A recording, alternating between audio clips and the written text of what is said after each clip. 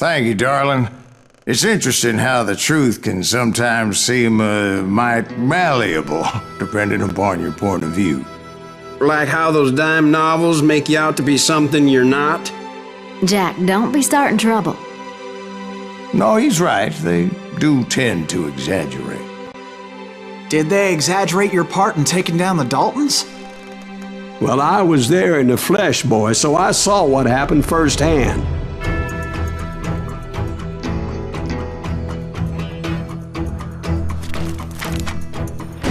Those Daltons were lawmen once, before they all went bad, robbing banks and trains clear across the territory. Until Coffeeville, of course.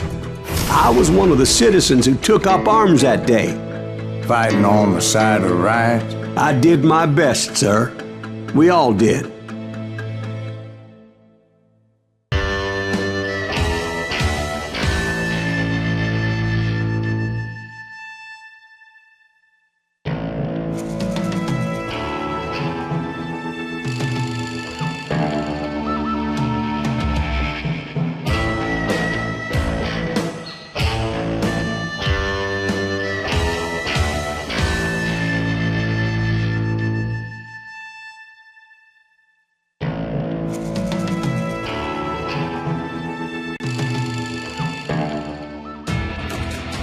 It was early morning.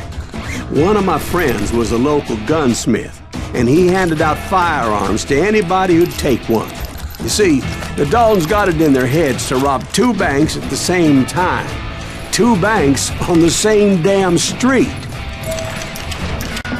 Story was Bob Dalton's girl was always riding him about how he had no ambition. Oh, you're nobody next to Jesse James, she'd say. Finally, the bastard took his brothers to Coffeeville just to shut her up. Right. It's always the woman's fault.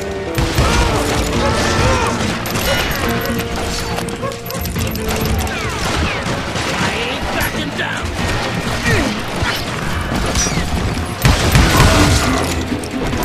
Well, the locals recognized the Daltons right off. You got us a hero.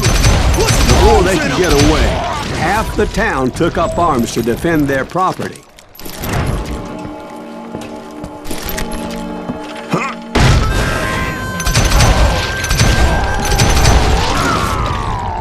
The brothers paid dearly for their stupidity, but everybody knows they had it coming. There's more to it than that.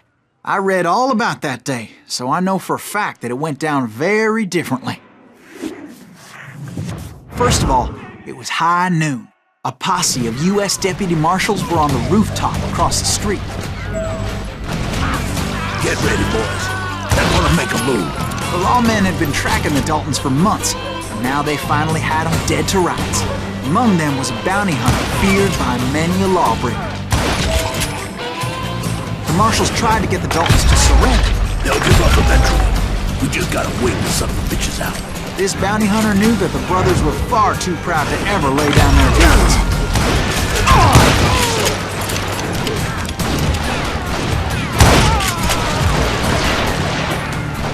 He went in there alone to confront those criminals. One of the marshals shouted, "Where are you going? Are you crazy?" Hey, where do you think you're going, dumbass? That rifle's mine. But he paid him no mind. He saw a way to get around to the back of the bank. Then he figured out how to hit the Daltons from a direction they weren't expecting.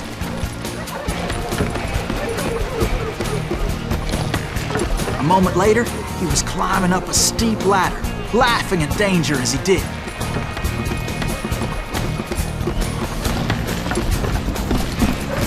It was brave men like him who risked their lives to tame this wild country.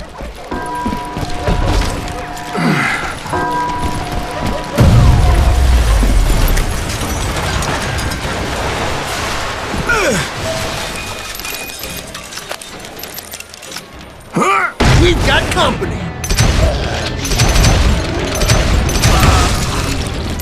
Heroic men like him, who did what other men couldn't or wouldn't to make this country free.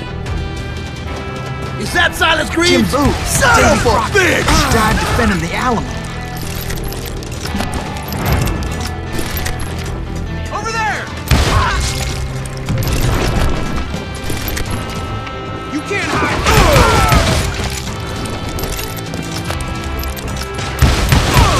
Come on! Kill him!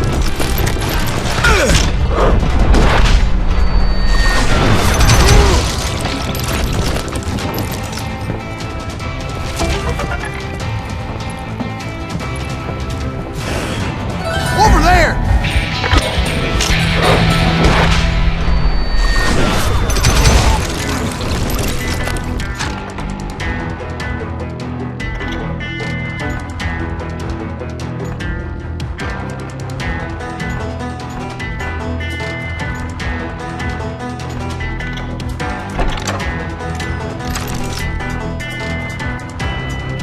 That's Silas Greaves. What the hell? Blam! Blam! He came away victorious, taking down those thieving Daltons. His name is Silas Greaves, and when the dust finally settled, he was the last man standing. Sorry, kid, but that just wasn't the way it happened.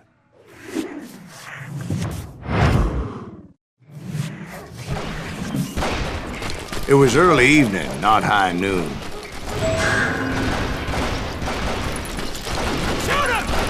Daltons blew up a safe, and were all set to hightail it out of there. I was late to the party, and Coffeyville was already up in arms. Those pathetic deputies surrounding the bank were dropping like flies.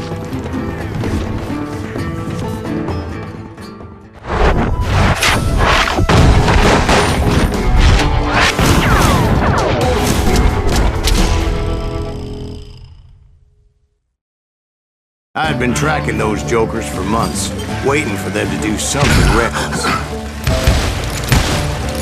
Finally, they did. Those stupid bastards decided to rob 2 banks at the same time in the same town where everybody knew them. But they still had friends in Coffeyville.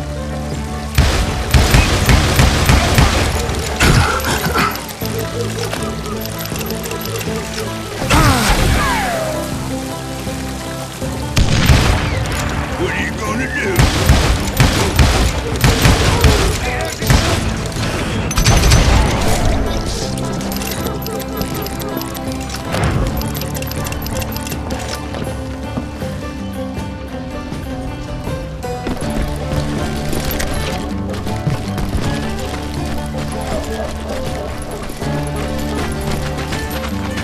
Hey, we gotta eat. What's the rules in them? Those friends came after me like a pack of wild dogs, tooth and nail. They were coming at me from all directions. I caught sight of the Daltons running with the money and didn't want to lose them. Problem was, they knew the town better than I did. And to top it off, I found myself in the middle of another shootout at the tire. Did the Daltons pull up in somebody's house? No, it was the Smiths, I believe. They were cousins of the Daltons. And they were shooting at the Browns, who were shooting at the Daltons. Which wasn't any surprise, because those 2 families have been feuding forever. And since the Joneses are related to the Browns, they shot at the Smiths, pissing off the Heimhoffers, whose daughter recently married a Smith. Well, bullets were flying every which way as all the old feuds in Kansas caught fire all at once. There was a hell of a lot of pissed off people in Coffeyville that day. But that's just the way life is sometimes. Shit happens.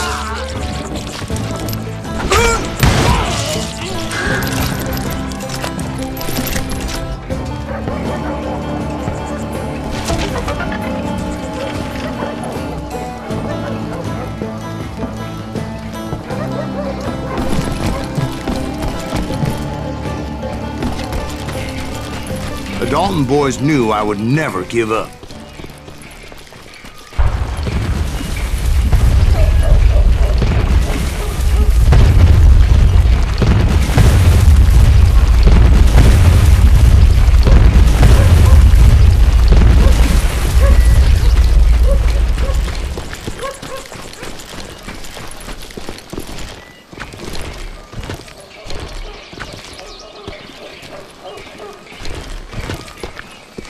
It was Emmett, the youngest, and he decided to stand his ground and face me down.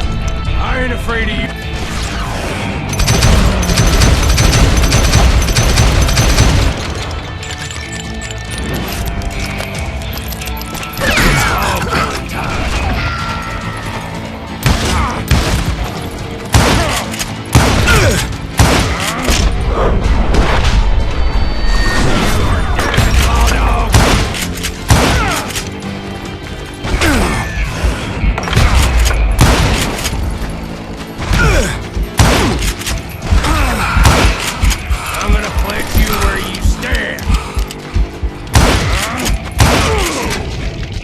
But Emmett Dalton survived the robbery in Coffeyville. He's the only Dalton who did.